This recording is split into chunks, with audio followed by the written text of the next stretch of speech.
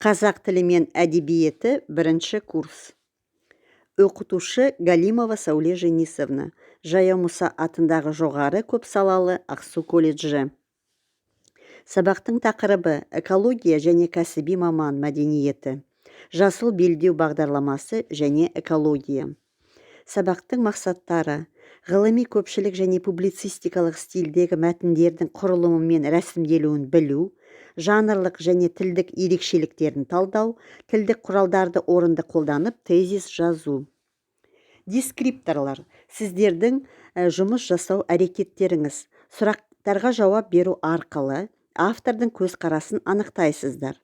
Мәтіндерді талдайсыздар, стильдік ерекшеліктерін анықтайсыздар, сөйлеу интонациясын анықтайсыздар, өз ойларыңызды білдіресіздер. Мына берілген үш суретке қараңыздар. Сурет галереясы. Бірінші суретте бізде не суреттелген? Бірінші суретте бізде мына зауыттардың құбырларынан шығып жатқан түтін бейнеленген, зауыттар бейнеленген. Екінші суретте мында бізде көмір шығару шахтасы бейнеленген. Үшінші суретте темірді балқыту цехы бейнеленген. Енді осы суреттерге қараңыздар, суреттер бойынша жауап беріңіздер. Мына суреттерде не көрініс тапқан? Суреттердің айырмашылығы бар ма? Неліктен табиғат ластанады? Қоршаған ортаны қалай қорғау керек? Балалар, сонымен бүгінгі сабақтың тақырыбына шығамыз, Бүгінгі сабақтың тақырыбы басында айтқандай экология мәселелері, табиғаттың ластануы. Енді сіздерге мәтін берілген. Осы мәтінмен жұмыс жасаймыз. Мәтінді оқимыз, сұрақтар арқылы автордың көзқарасын анықтайсыздар. Мәтінді оқып шығайық. Бүгінгі ахуалымыз қалай? Қазақстанда қазіргі кезде 16 миллион тонна қатты радиоактивті қалдық жинақталған. 1946-96 жылдар аралығында Қазақстан жерінде 503 ядролық қару сыналды. 20 миллион гектар жер экологиялық апатты аймаққа, тіршіліксіз экожүйеге айналды. Бұл апат 3,4 миллион адам тұратын елді мекендерді қамтыды. Сондағы тұрған халықтың бүгінгі және ертеңгі жағдай қандай болмақ? Алматы, Шымкент, Өскемен сияқты қалаларда ауаның ластану мөлшері өте жоғары. Шығыс Қазақстан өңірінде экологиялық мәселелер жеткілікті. Түсті металлургия, вольфрам, қорғаныс, мырыш өнеркәсіптері елді мекендер мен қала тұрғындарына зардабын тигізіп жатыр.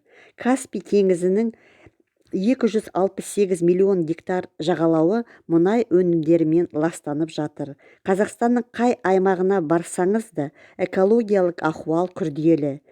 Сарыарқаның төскейі де жетісіп тұрған жоқ. Байқоңырдан ұшырылатын ғарыш кемелердің қалдығы осы аймаққа құлайды. Жергілікті тұрғындарға төбеден төгіліп жатқан гептилден экологиялық апат төніп тұр.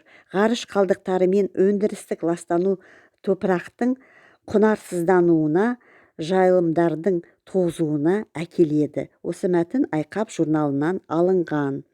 Енді сіздер осы мәтін қандай стильде жазылғанын анықтайсыздар, стильдік ерекшеліктерін анықтап жазып қоясыздар. Содан кейін осы мәтінге сұрақ қою арқылы автордың көзқарасын анықтайсыздар, сұрақ құрастырасыздар. Келесі тапсырма: 3 топқа бөлініп, әр азат жолдағы айтылған мәселелерге өз ойларыңызды білдіруге ұсынамын. Қазақстандағы ядролық сынақтардың зардабы, Қазақстандағы өнеркәсіп орындарының елді мекендерге тигізіп жатқан зияны, мұнай өнімдері мен гептилден туындалған экологиялық апат. Сіздер осы сұрақтарды ашасыздар, өз ойларыңызды ортаға саласыздар. Келесі тапсырма: жасыл ел, жасыл белдеу бағдарламасы бойынша. Сіздер жасыл ел, жасыл белдеу бағдарламалары туралы энциклопедиялардан ақпаратты пайдаланып, сұрақтарға жауап бересіздер. Интернет ресурстарды пайдаланыңыздар. Бірінші жасыл ел бағдарламасы, екінші жасыл белдеу бағдарламасы. Осы тақырыптарды таңдайсыздар. Осы тақырыптар бойынша сұрақтар. Бағдарламада қандай мәселелер көтеріледі? Бағдарламаның негізгі мақсаттары мен міндеттерін анықтайсыздар. Негізгі мақсаттары мен міндеттері неде?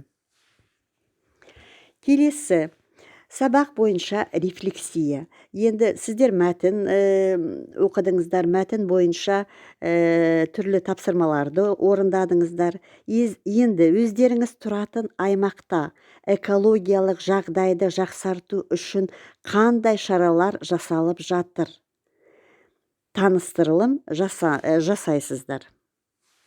Үй тапсырмасы. Менің қаламның экологиясы тақырыбына монолог жазасыздар.